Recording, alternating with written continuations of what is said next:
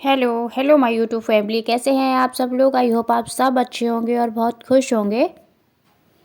और मैंने कुकर में कटहल उबलने रखा है क्योंकि मैं कटहल बनाऊंगी आज पीठा का।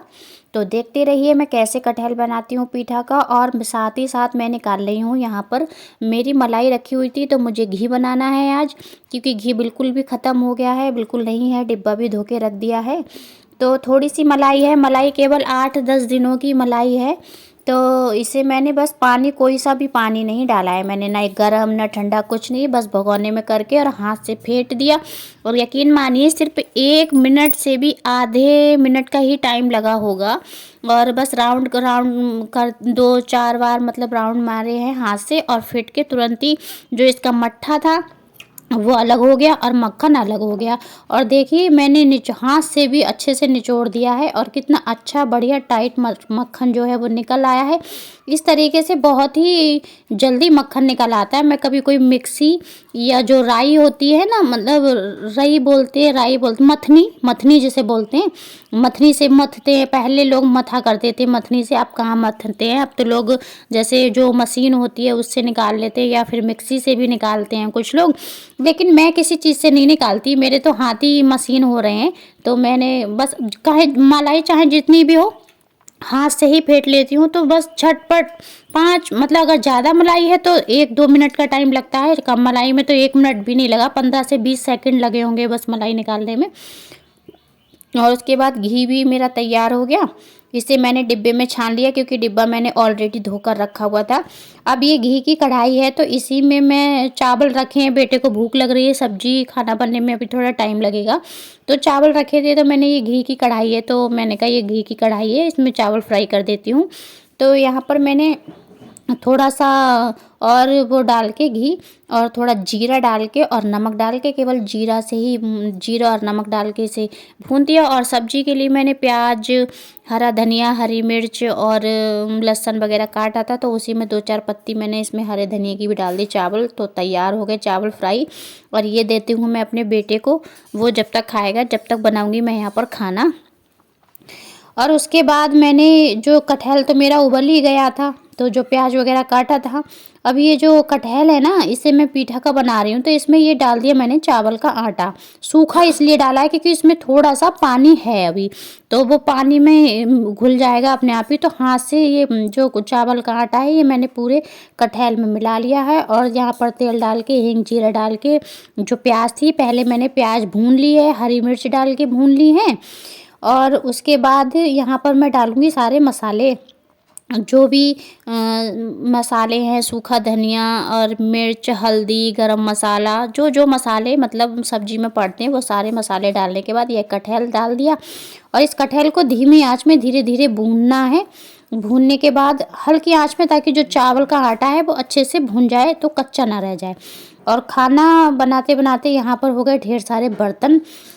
किचन में कुछ काम हो या ना हो, कुछ बनाओ या मत बनाओ, लेकिन ये बर्तनों की भीड़ कभी कम नहीं होती, कभी कम नहीं होती। जब देखो तब सिंक भरा ही है, जब देखो तब सिंक भरा ही है, चाहे सुबह से शाम तक कितने ही बर्तन धोते रहो, ये कम नहीं होने वाले हैं। इनका तो पता नहीं क्या है, बस कुछ काम करने चलो कि सिंक भर जाती है बर्तनों से।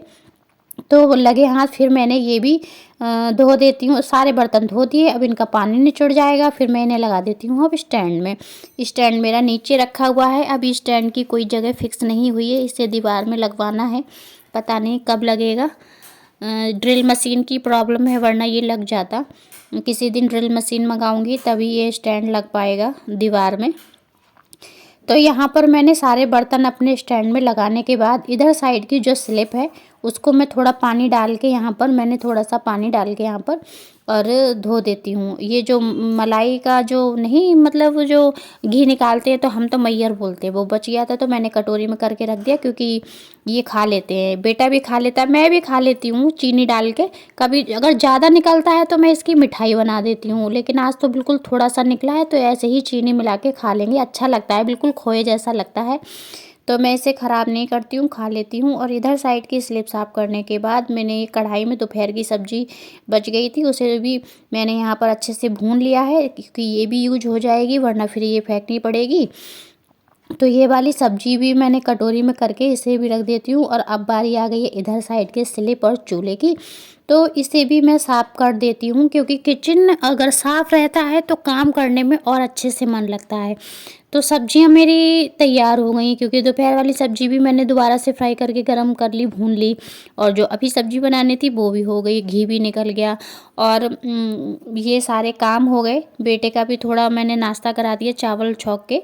उसके बाद मैंने ये जो गैस है इसे भी साफ़ कर ही देती हूँ। अभी मैंने कोई रोटी वगैरह नहीं सेकी हैं, वो मैं सेकूँगी जब ये आ जाते हैं तब, क्योंकि मैं रोटी वगैरह सेक कर नहीं रखती हूँ। जब ये आती हैं तभी गरम गरम रोटी, वैसे आज मैं रोटी नहीं सेकूँगी आज, क्योंकि सूखी सब्जियां हैं तो मैं बनाऊँगी पूड़ी।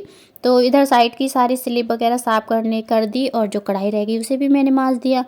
और अब पूरा किचन मेरा चकाचक कर दिया मैंने। ये देखिए बिल्कुल साफ़ हो गया है मेरा पूरा किचन। देखिए अब किचन बिल्कुल साफ़ हो गया है। अब यहाँ पर केवल पूड़ी ही बनानी है, तो इतनी गंदगी भी नहीं फैलेगी, और मेरा सर दर्द जो था किचन साफ़ करने का वो भी ख़त्म हो गया। तो किचन मतलब जब तक किचन अगर साफ़ होता है तो लगता है कि जैसे सब कुछ साफ़ है।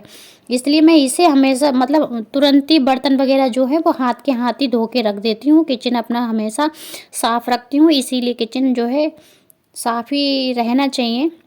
उसके बाद ये माढ़ा मैंने आटा मैं रोटियों के लिए नहीं मार रही हूँ, थोड़ा टाइट आटा मारना है मुझे, क्योंकि टाइट आटे की जो पूड़ी हैं वो अच्छी आती हैं। मैं पूड़ियों का आटा हमेशा टाइट मारती हूँ, गीला गीला जैसे रोटी वाला आटा नहीं मारती हूँ। बेशक थोड़ी मेहनत तो लगती है टाइट आटा मारने में, लेकिन पूड़ी अच्छी आती है उसकी। तो मैंने यहाँ पे थोड़ा सा टाइट करके आटा मार लिया।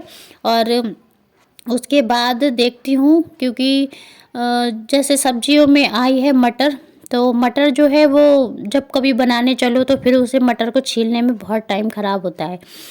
तो मैं इसको आटा मार के बस ऐसे ही रख दूँगी। किचन मेरा साफ़ ही हो गया है। तो अब मैं आटा मारने के बाद में मटर छीलूँगी, क्योंकि जब बनानी हो सुबह शाम या दोपहर कभी भी कोई भी चीज़ बनानी हो तो मटर ऑलरेडी मैं उसके दाने निकाल के और एक टिफ़िन में या कंटेनर में भर के फ्रिज में रख देती हूँ। जब कभी भी हमें अगर मटर चाहिए होती है तो मटर तो ऑलरेडी छिली हुई रखी होती है, तो हमें आसानी रहती है काम करने में।